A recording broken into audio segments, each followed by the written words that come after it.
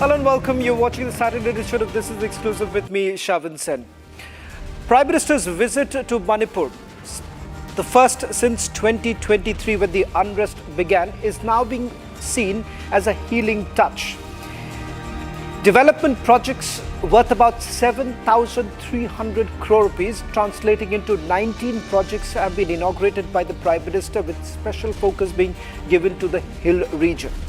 Is this really enough? Is it the highway to peace? Tonight on This Is Exclusive, we put the focus on that historic visit of the Prime Minister to Manipur. All this and much more on this edition of This Is Exclusive. But first, let me take you through the headlines we're tracking at this hour.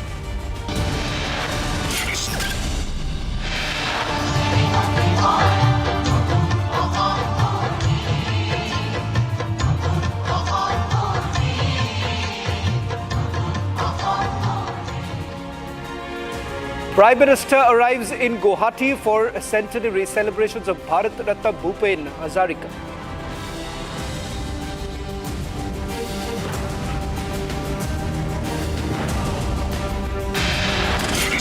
Nepal में अंतरिम सरकार की प्रधानमंत्री के रूप में पदभार संभालने पर 140 करोड़ भारतवासियों की तरफ से श्रीमती सुशीला जी को हार्दिक बधाई देता हूं।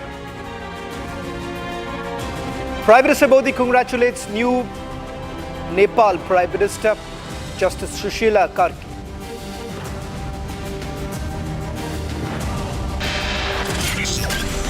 और आपके साथ है, मणिपुर के लोगों के साथ है। मणिपुर में जिंदगी को फिर से पटरी पर लाने के लिए भारत सरकार हर संभव प्रयास कर रही है। Prime Minister Modi urges all organizations in Manipur to embark on the path of peace to fulfill their dreams. He reaffirmed that the government of India stands firmly with the people of Manipur.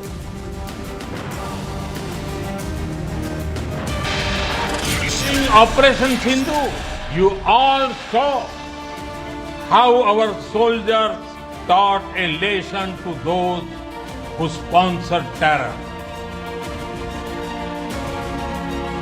Prime Minister Modi in Aizawl lauds forces praises Made in India weapons used in Operation Sindhu.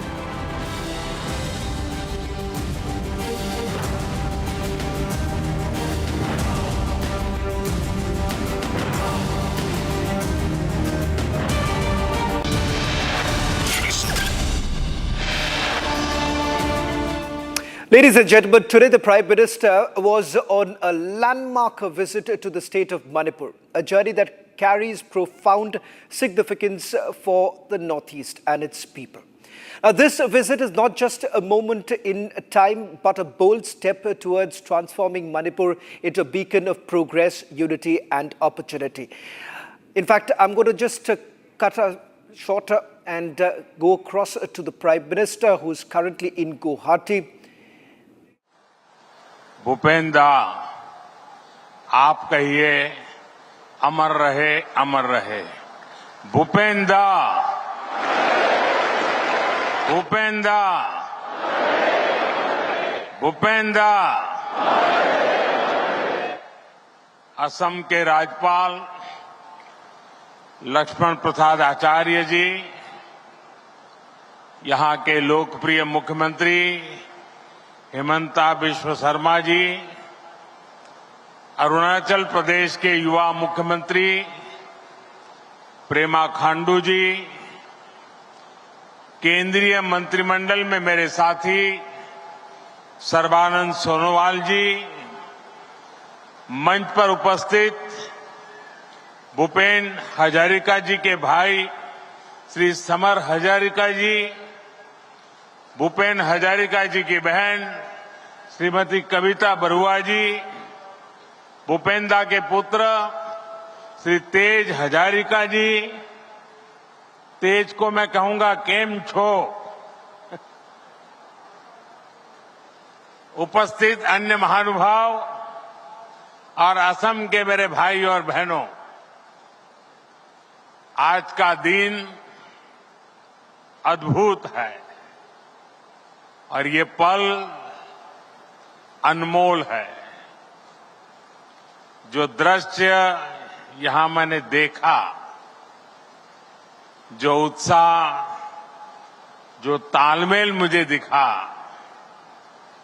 Bhupen संगीत की जो लय दिखी, अगर मैं भूपेन दा के ही शब्दों में कहूं तो मन में बार बार आ रहा था, समय ओ धीरे चलो, समय ओ धीरे चलो। मन कर रहा था भूपेन संगीत की ये लहर ऐसे ही हर तरफ बहती रहे, बहती ही रहे। मैं इस आयोजन में हिस्सा लेने वाले सभी कलाकारों की बहुत बहुत सराहना करता हूं। असम का मिजाज ही कुछ ऐसा है कि हर ऐसे आयोजन में नया रिकॉर्ड बन जाता है। आज भी आपकी परफॉर्मेंस के जबरदस्त तैयारी दिख रही थी। आप सबका अभिनंदन, आप सबको बधाई। साथियों, अभी कुछ दिन पूर्व ही 8 सितंबर को भूपेन हजारिका जी का जन्मदिवस बीता है। उस दिन मैंने भूपेन दा को समर्पित एक लेख में अपनी भावनाएं व्यक्त की थी। मेरा सौभाग्य है कि उनके जन्म शताब्दी वर्ष के इस आयोजन में मुझे हिस्सा लेने का अवसर मिला है। अभी हेमंता कह रहे थे कि मैंने आकर के कुछ कृपा की है, उल्टा है। ऐसे पवित्र अवसर पर आना ये मेरा सौभाग्य है।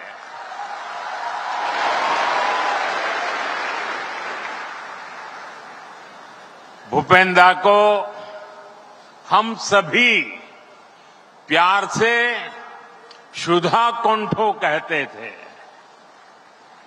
ये उन सुधा कोंठो का जन्म शताब्दी वर्ष है जिन्होंने भारत की भावनाओं को आवाज दी, जिन्होंने संगीत को संवेदना से जोड़ा, जिन्होंने संगीत में भारत के सपनों को संजोया और जिन्होंने मां गंगा से मां भारती की करुणा को कह सुनाया।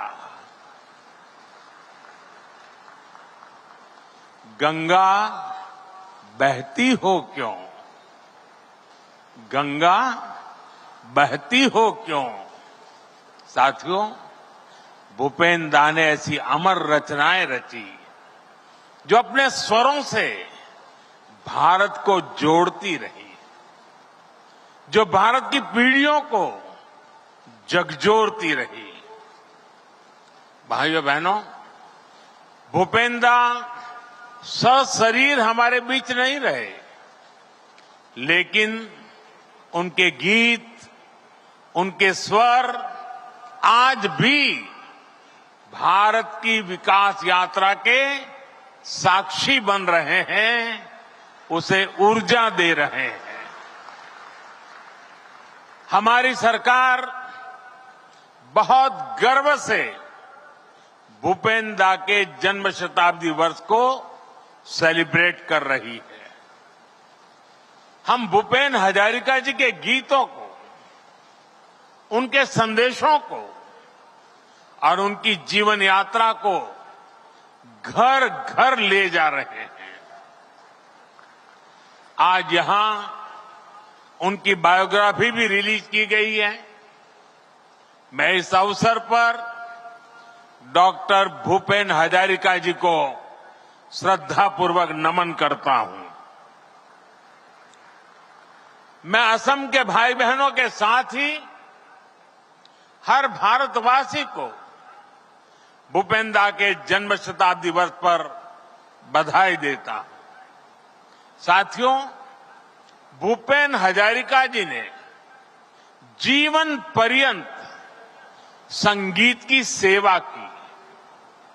संगीत जब साधना बनता है तो वो हमारी आत्मा को छूता है, और संगीत जब संकल्प बनता है तो वो समाज को नई दिशा दिखाने का माध्यम बन जाता है।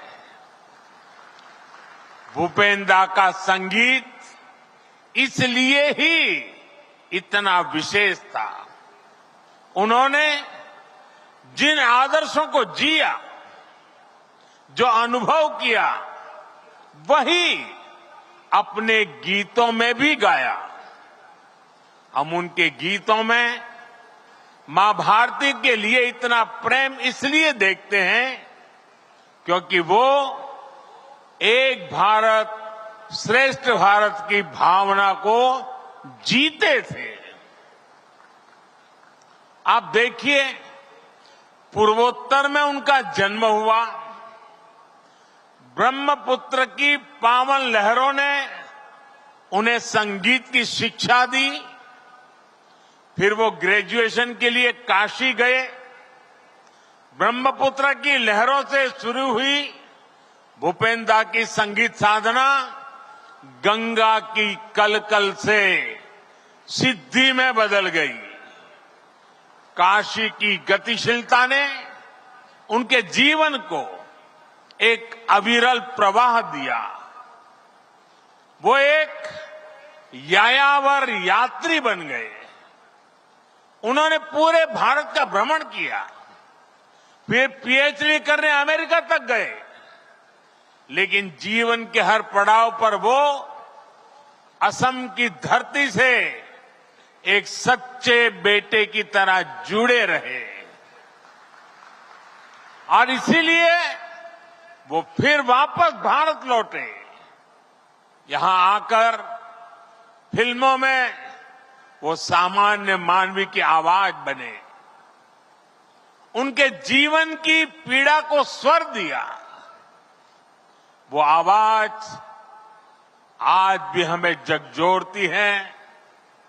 उनका गीत मानु है मानु होर बाबे, जो दिए ओ कोनु ना भावे, ओ कोनी हो अनुभूति रे, भावी वो कोने नु कुआ। अर्थात अगर मनुष्य ही मनुष्य के सुख दुख दर्द तकलीफ के बारे में नहीं सोचेगा तो फिर कौन इस दुनिया में एक दूसरे की चिंता करेगा। सोचिए, ये बात में कितनी प्रेरणा हमें देती है। इसी विचार को लेकर आज भारत गांव, गरीब, दलित, वंचित, आदिवासी के जीवन को बेहतर बनाने में लगा है। साथियों, भूपेन दा भारत की एकता और अखंडता के महान नायक थे।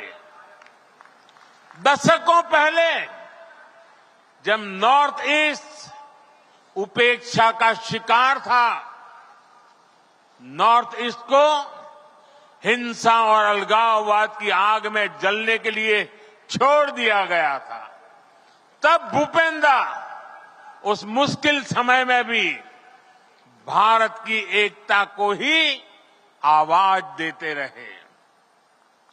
उन्होंने समृद्ध पूर्वोत्तर का सपना देखा था। उन्होंने प्रकृति के अद्भुत सौंदर्य में बसे पूर्वोत्तर के लिए गीत गाए थे। उन्होंने असम के लिए गीत गाया था, नाना जाति उपजाति रहोनिया कुष्टी आकू वाली लोई होई शिल सृष्टि ऐ मोर होम देश। जब हम ये गीत गुनगुनाते हैं तो हमें हमारे असम की विविधता पर गर्व होता है। हमें असम की सामर्थ्य और क्षमता पर गर्व होता है। साथियों, अरुणाचल से भी उन्हें उतना ही प्रेम था और इसीलिए अरुणाचल के मुख्यमंत्री आज विशेष रूप से आए हैं। भूपेंद्र ने लिखा, अरुण किरण शीश भूषण भूमि सुरमयी सुंदरा अरुणाचल हमारा, अरुणाचल हमारा। साथियों, एक सच्चे राष्ट्रभक्त हृदय से निकली आवाज कभी निष्फल नहीं होती। आज नॉर्थ ईस्ट को लेकर उनके सपनों को साकार करने के लिए हम दिन रात काम कर रहे हैं। हमारी सरकार ने भूपेंद्र को भारत रत्न देकर पूर्वोत्तर के सपनों और स्वाभिमान का सम्मान किया और पूर्वोत्तर को देश की प्राथमिकता भी बनाया। हमने देश के सबसे लंबे ब्रिजेज में से एक असम और अरुणाचल को जोड़ने वाला ब्रिज बनाया तो उसका नाम भूपेन हजारिका ब्रिज रखा। आज असम और पूरा पूर्वोत्तर तेज गति से आगे बढ़ रहा है। विकास के हर आयाम में नए रिकॉर्ड बनाए जा रहे हैं। विकास की ये सिद्धियां देश की ओर से भूपेंद्र को सच्ची श्रद्धांजलि है। साथियों, हमारे असम ने, हमारे पूर्वोत्तर ने भारत की सांस्कृतिक विविधता में हमेशा बड़ा योगदान दिया है। इस धरती का इतिहास, यहां के पर्व, यहां के उत्सव, यहां की कला, संस्कृति, यहां की प्राकृतिक सुंदरता, इसकी दैवीय आभा और इस सबके साथ भारत माता की आन बान शान और रक्षा के लिए यहां के लोगों द्वारा दिए गए बलिदान, इसके बिना हम अपने महान भारत की कल्पना नहीं कर सकते। हमारा पूर्वोत्तर तो देश के लिए नए प्रकाश, नई रोशनी की धरती है। देश की पहली सुबह भी यही तो होती है। भूपेंद्र ने इसी भाव को अपने गीत में स्वर दिया था, ओहोम आमार रूपो ही गुनोरू नाई हेश भारत तोरे पूर्वो दिखो रे हुयो उठा देश।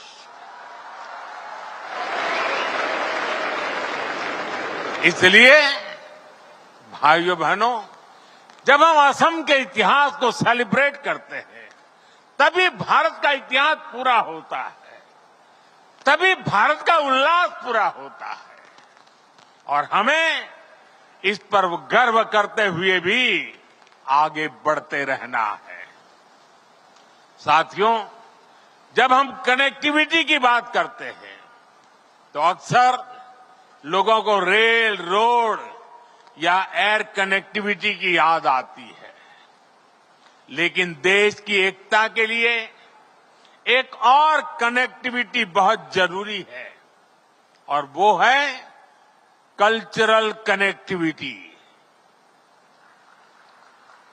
बीते 11 वर्षों में देश ने नॉर्थ ईस्ट के विकास के साथ साथ कल्चरल कनेक्टिविटी को भी बड़ी अहमियत दी है।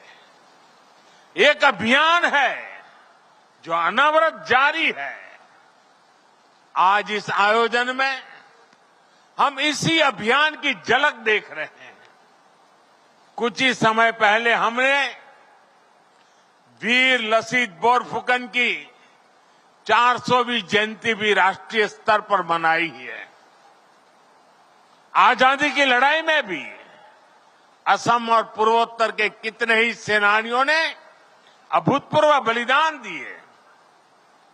हमने आजादी के अमृत महोत्सव के दौरान पूर्वोत्तर के सेनानियों को, यहां के इतिहास को फिर से जीवंत किया। आज पूरा देश हमारे असम के इतिहास और योगदान से परिचित हो रहा है। कुछ समय पहले हमने दिल्ली में अष्टलक्ष्मी महोत्सव का भी आयोजन किया। इस आयोजन में भी असम का सामर्थ्य दिखा, असम का कौशल दिखा। साथियों, परिस्थितियां कोई भी हो, असम ने हमेशा देश के स्वाभिमान को स्वर दिया है। यही स्वर हमें भूपेन दा के गीतों में भी सुनाई देते हैं। जब 1962 का युद्ध हुआ तो असम उस लड़ाई को प्रत्यक्ष देख रहा था। तब भूपेन दा ने देश की प्रतिज्ञा को बुलंद किया था।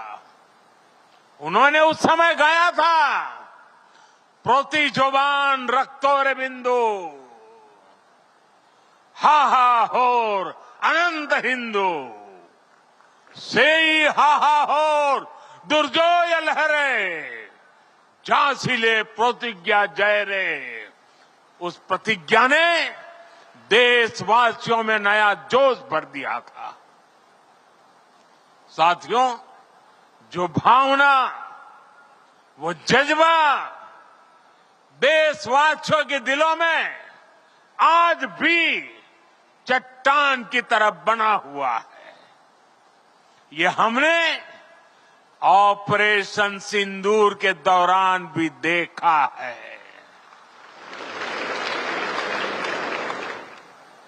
पाकिस्तान के आतंकी मंसूबों को देश ने ऐसा जवाब दिया कि भारत की ताकत की गूंज पूरी दुनिया तक गई है।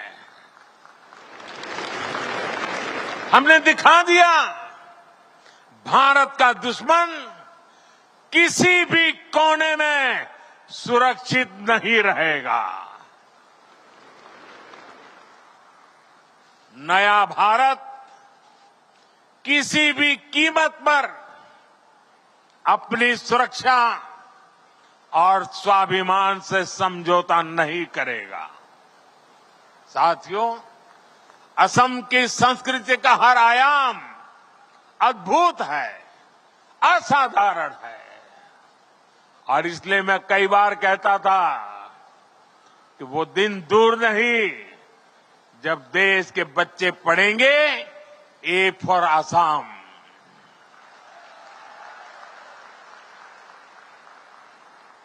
यहां की संस्कृति, सम्मान और स्वाभिमान के साथ साथ असीम संभावनाओं की स्रोत भी है।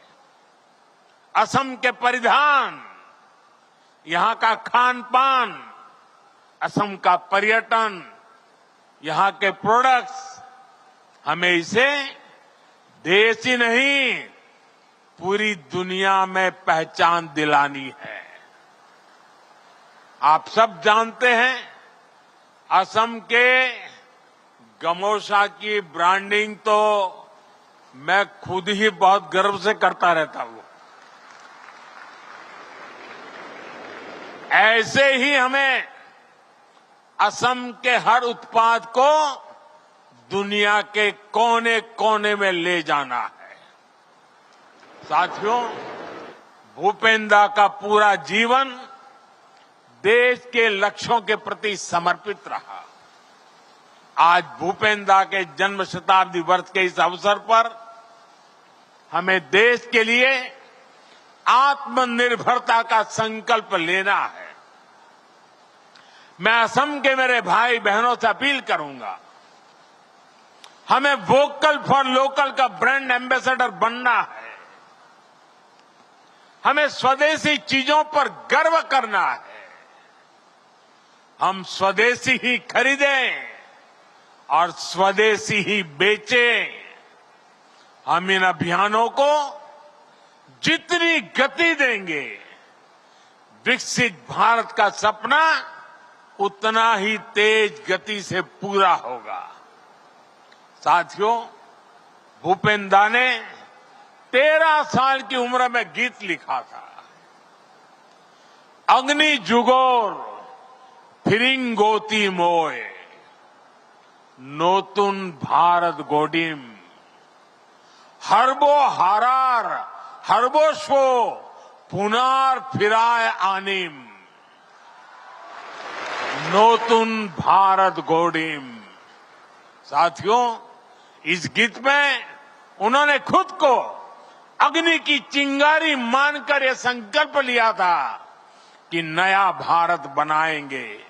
एक ऐसा नया भारत जहां हर पीड़ित, हर वंचित को उनका अधिकार वापस मिले। मेरे भाई और बहनों, नूतन भारत का जो सपना भूपेंद्र ने तब देखा था, आज वो देश का संकल्प बन चुका है। हमें इस संकल्प से खुद को जोड़ना है। आज समय है हम अपने हर प्रयास, हर संकल्प के केंद्र में 2047 के विकसित भारत को रखें। इसकी प्रेरणा हमें भूपेंद्र के गीतों से मिलेगी, उनके जीवन से मिलेगी। हमारे ये संकल्प ही भूपेन हजारिका जी के सपनों को साकार करेंगे। इसी भाव के साथ मैं एक बार फिर सभी देशवासियों को भूपेंद्र के जन्म शताब्दी वर्ष की बहुत बहुत बधाई देता हूं। मेरी आप सबसे प्रार्थना है, अपना मोबाइल फोन निकालिए और मोबाइल फोन की फ्लैश लाइट चालू करके भूपेंद्र को श्रद्धांजलि दीजिए। हजारों हजारों ये दीप भूपेंद्र की अमर आत्मा को श्रद्धांजलि दे रहे हैं। उनके स्वर को आज की पीढ़ी रोशनी से सजा रही है। आपका बहुत बहुत धन्यवाद।